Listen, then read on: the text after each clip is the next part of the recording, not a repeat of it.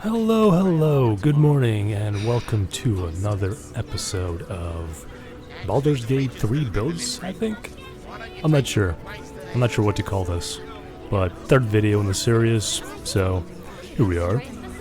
This is the lovely Laezel, the Githyanki warrior, and after some storyline things that happened, I kind of thought that I had too many fighters in my party, so I decided to respec Laezel into a monk. I think it sort of makes sense story-wise, and monks are actually very good in Baldur's Gate 3.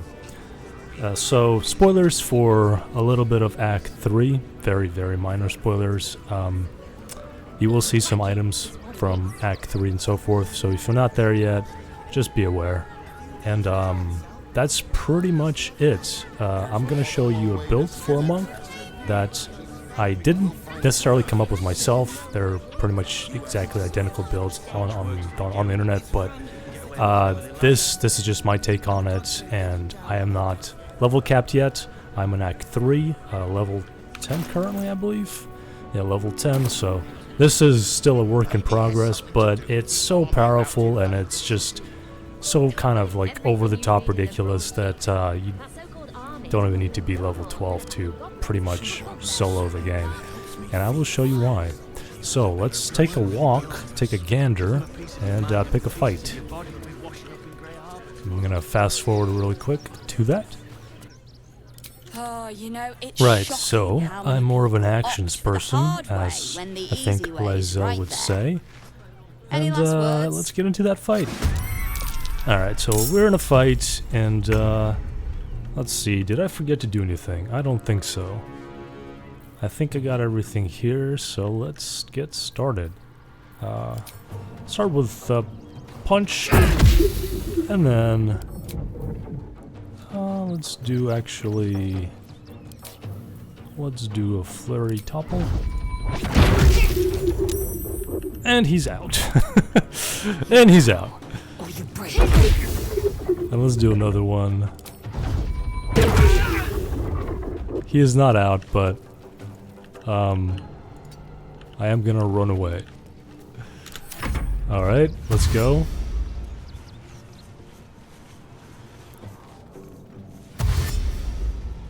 So they're just gonna chase after me because they really can't do anything else. They're melees.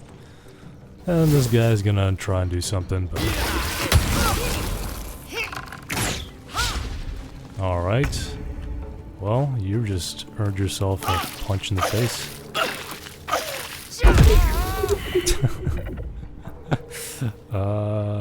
Topple.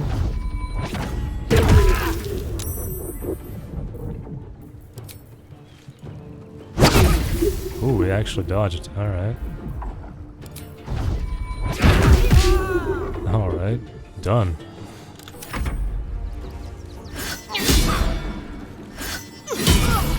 Ow. Ow. Okay. That kinda hurt. Let's try this. Okay, now I have 3 bonus actions. So, yeah.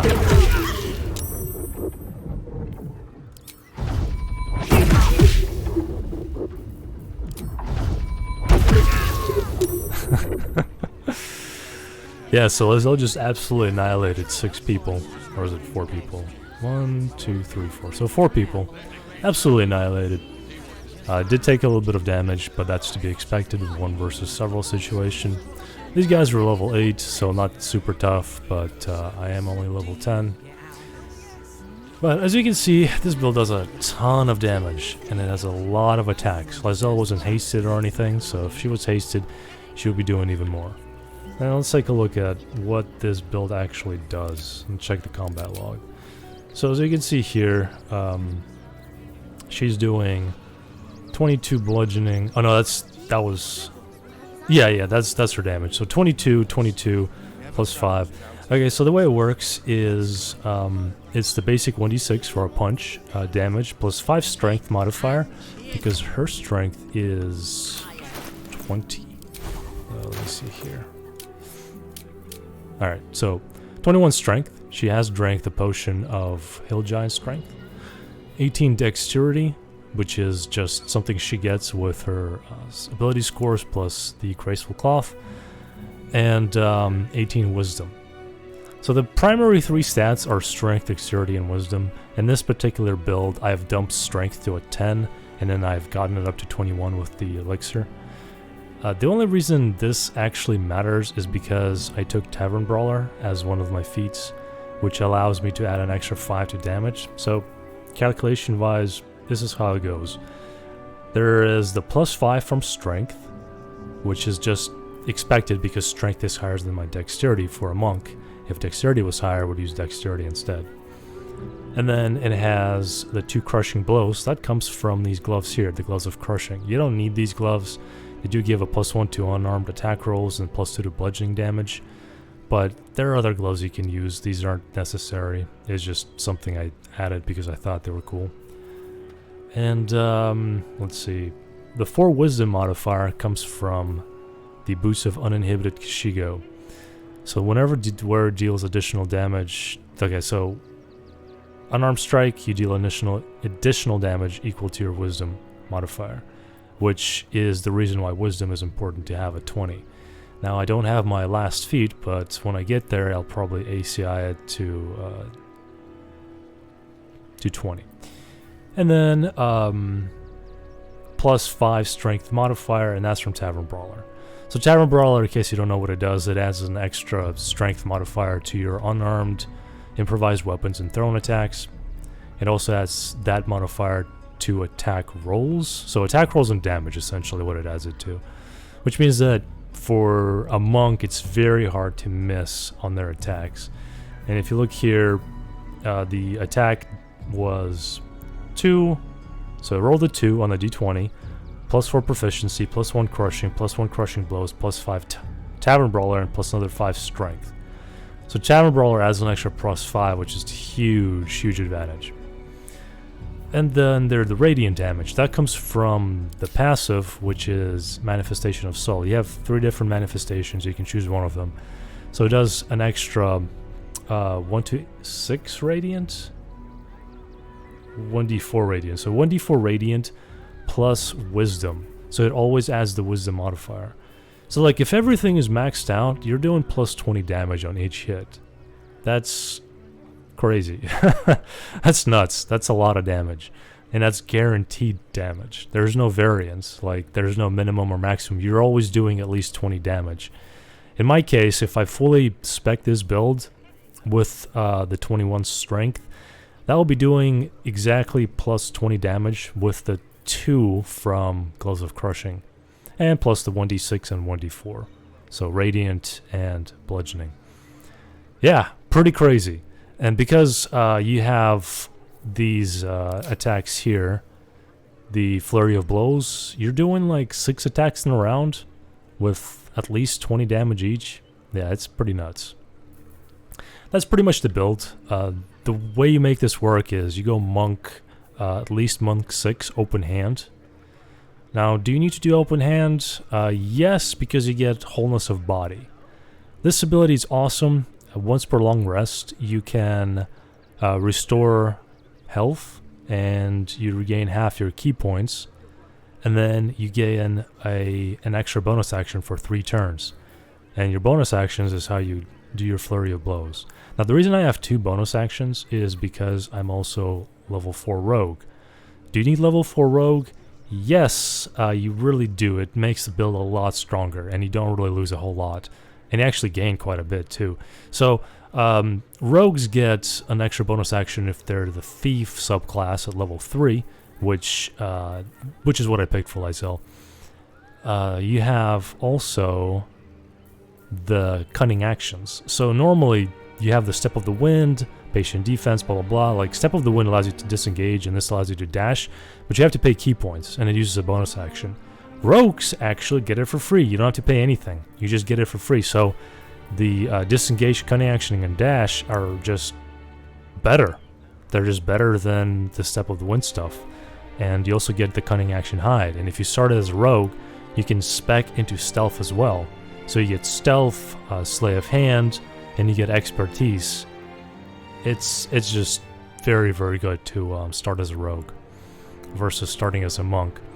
But I may reconsider and respec to start as a monk just for lore reasons. So final note on this build is that you don't need Tavern Brawler. So if I had 10 strength like I originally had in this build, you don't need the Elixir of Hill Giant Strength. You can drink some other elixir, for example the one that gives you Bloodlust and allows you to take an extra action when you kill a creature.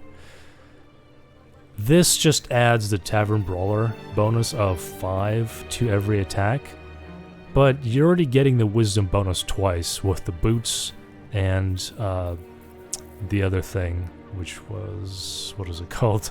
The passive, the Manifestation of Soul. You're still doing great damage. You're only missing out on the 5 damage from Tavern Brawler, and if your dexterity is high enough. So if the dexterity is 20, and your strength is low, it's still fine. You're doing like 5 less damage per hit. Like it's nothing to really like be super sad about. It's not quite as strong, obviously, because you're just not like doing, what is it, 30 damage every turn, but doesn't really matter that much. Nah, not really. Unless you're trying to solo, you have other people that are gonna help out. So the bad thing about this build, if there is one, is that it doesn't have the best AC. Right now, Laezel has 19. That's because of Ring of Protection. And you can see I have Crush's Ring, which just adds movement speed. Not necessary for a monk, but pretty cool. The Ring of Protection has Armor Class, which is nice for this build. But if I did have Wisdom at 20 and Dexterity at 20, which is something I'm planning to do potentially, if I can get there, Laezel would have 20 AC. Just base. And with the Ring of Protection, that will be 21. And that's pretty much it. That is pretty much the build. Nothing really else to talk about. And if you've seen this online, there are other items you can run. This is just what I run right now because that's what I have access to. And there are definite like options you can slot in. One option you can try is the... Let me just... I actually didn't need to go here. But you can do the Flawed Helldusk gloves because they do 1 to 4 necrotic damage. And it can inflict bleeding on unarmed attacks. So that's pretty good. But yeah, that's it. Hope you learned something, and I think that this is a cool build, and it's flavorful for Laezel for certain story reasons. And I think that's what I'm going to stick with from now on. That's it. Thanks for watching, and I hope to see you in the next one. Bye.